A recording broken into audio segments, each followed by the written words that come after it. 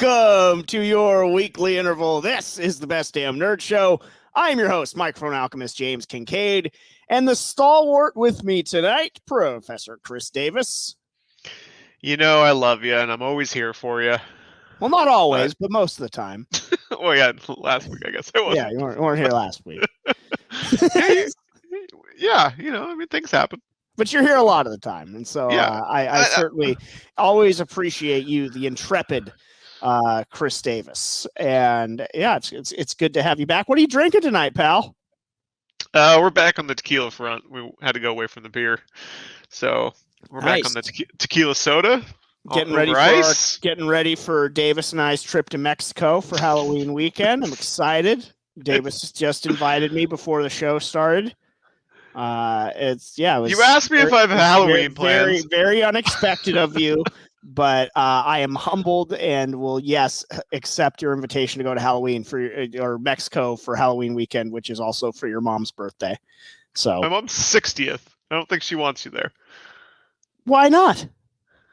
I don't know. Nice, handsome younger man. What would you provide for the group? Entertainment. What I've been providing the nerdosphere ostensibly for free for all these years. I think it's lost on her. So does she listen to the show? No. No. I think she would appreciate the charm that I bring. And I've just rewatched Mask of Zorro like 3 times in the last week, so I am very ready for a trip to Mexico. Oh, I don't think my mom likes that movie. What?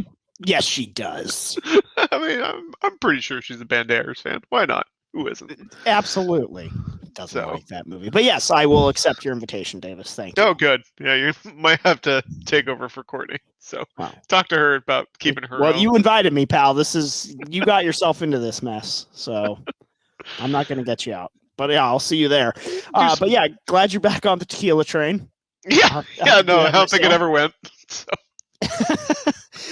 You were absent from last episode, Davis, and I want to pick up on the main discussion point of last week, which was the release of The Suicide Sqaad, a movie that I had, tempered or low expectations for. That was really big time pleasant surprise, I thought, and Mark really enjoyed it.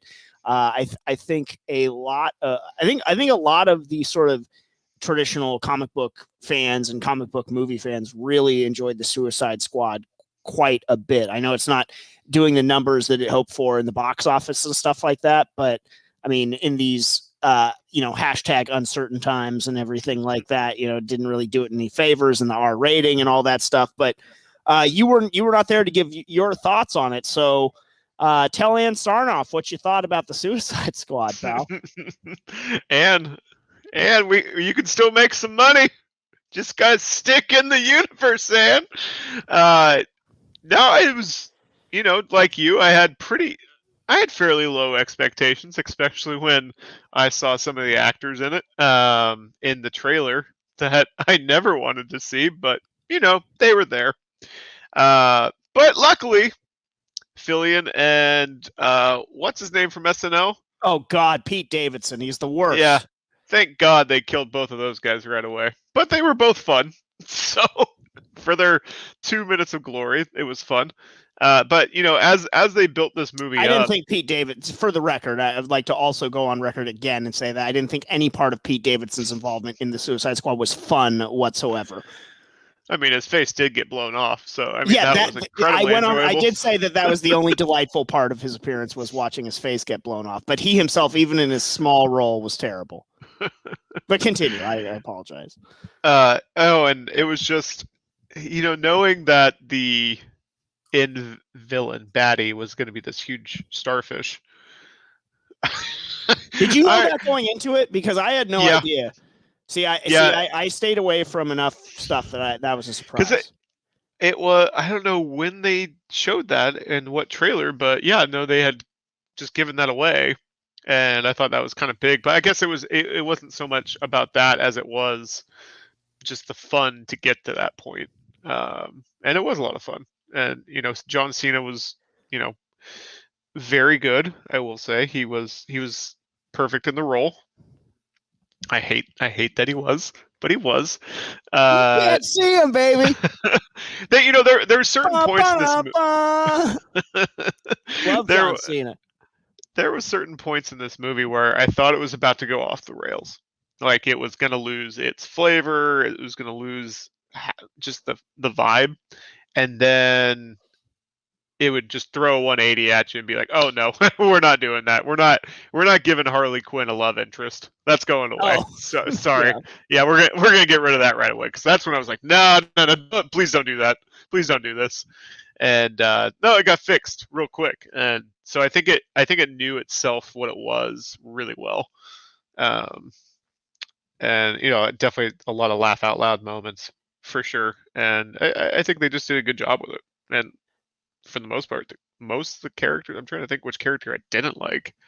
I really enjoyed the fact that, for the most part, I enjoyed the fact that they dug so deep on a lot of the characters, like in terms of just who knows about Polka Dot Man, right, and stuff like that. But it worked, and it was perfect fodder for the slaughter, so it's these characters that I'm sure a lot of longtime comic book fans never expected to see on the big screen. It was more I thought about, it reminded me of how excited I was for when Batroc got announced to be in the Winter Soldier and stuff like that. Right. And I would have understood if they killed off Batroc. Like one appearance was enough for me, and I was grateful. So when he circled back up again in that atrocious Falcon and Winter Soldier show, I was even stoked for that.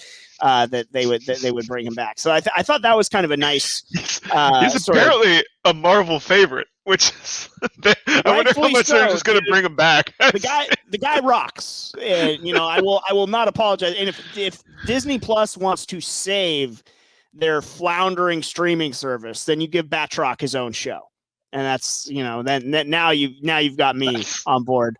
So maybe it's going to be a what if. It can't be worse than Loki. I'll tell you that. So can't be worse than that.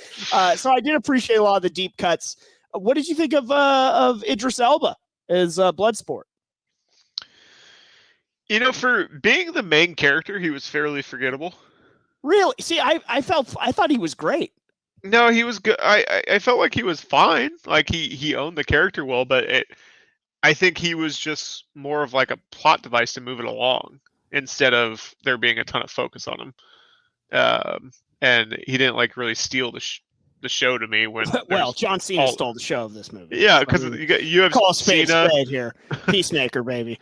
You have John Cena, you got Polka Dot Man, Harley Quinn, and King Shark was all great, and then you have the decent backstory for Bloodsport, and he plays the character fine, but when you put him in these mixed characters, he kind of gets lost to me.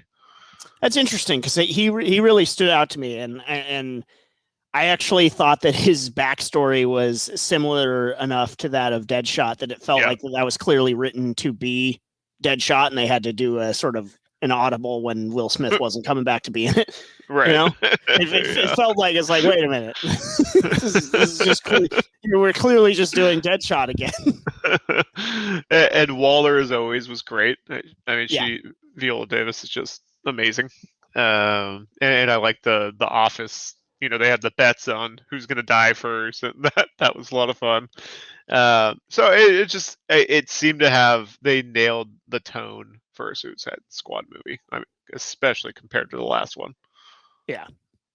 So, but yeah, the starfish was quite odd. You didn't like Starro? I thought for doing a giant starfish, I thought that was about as good as I could have hoped to have seen a live action portrayal of Starro. I mean, if you're gonna do it, they did it, and they did it as good as they could have. His armpit holes, shoot, it's very Suicide Squad, and so it fits again the tone and the theme. It's good. Yeah, the only thing I didn't like about that is, spoiler, everybody, I talked about this last week. I didn't like that the rats were what took him down. I thought that was dumb. I mean, it was a team effort. Quinn going in the eye. I just can't get over this isn't leg took out the leg. this isn't your city. This isn't our city. It's theirs. And then all of a sudden, a bunch of rats. Where were they the whole movie when we needed them? Dude, rats are everywhere, man. Yeah, but where were they then? She had one. You know, she was laying down low, and she's not going to bring them out until she's in danger. Sly Stallone killed it as King Shark as well. Oh my God, was that actually him? Yeah, you didn't know that? No. Yeah, it's Sylvester Stallone. We were watching the opening credits, and Courtney was like, "Oh, Sly's in this." I'm like, maybe he's a bad guy. I had no idea who he was until now. Yeah, he was King Shark, dude. Oh my God, it's like Vin Diesel and Groot. Sort of. Like, I think. I mean, this was a James Gunn deal, so yeah, it is sort of similar to that. Yeah. Very odd. Okay. Yeah, no, it makes sense.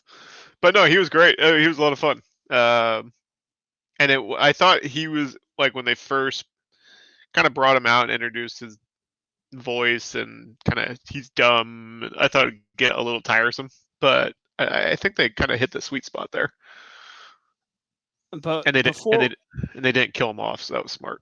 I thought he was. When those freaking alien piranhas were getting him, I thought he was dunzo. Yeah. But I mean, before we move on to other things, because I know we already reviewed Suicide Squad last week. But I mean, we must one more pit stop on what you thought of the greatness that was Peacemaker, man, and how excited are you now for his series? I'm a little bit more excited. I like him in pieces. I'm not sure I want more of him. So I will take a series and see how it goes. But he landed the comedic timing pretty well on a lot of that stuff, and he definitely plays the character well. So I guess in that, I wonder who they're going to, if they're going to bring any of those characters back in the series with them that got killed off quickly. I feel like they're going to find some way to bring back Rick Flag. Right. Even though Peacemaker, John Cena did pretty emphatically, stab him in the heart with that piece of broken tile. That was a surprise to me. That was very shocking that they did that. Was not expecting that. And, that it's a ongoing series. I don't think they're going to do a ton of these movies. So... Well, maybe not now that it wasn't the financial success that they expected, but I think there's no doubting that the quality of this one was better than the first one. I mean, if they just go off the ratings, you just got to go. You got to see the numbers, whatever HBO Max gives you on the numbers wise, and know that people liked it. People would want to see it again. But hey, you got released right when a variant came. The COVID variant came back and kind of hit people and kind of stopped the momentum that theaters were getting. No, I need a Halloween party. So Mexico, like perfect. Right. So Sweet. In Mexico. So you sure you want to go? I fear nothing, Davis. And I want to go to Mexico so bad. So I really appreciate your invitation. Yeah, no, that's awesome of you. Yeah. It was very generous. It was very generous of you to offer to pay for my way too. So thank you. Oh, I got miles. It's a very generous offer. Must be from the Nerd Show account, Miles card. No, we don't use those. Those are just for me when I need them. But this is a different trip. Those are business miles for doing business stuff, Davis.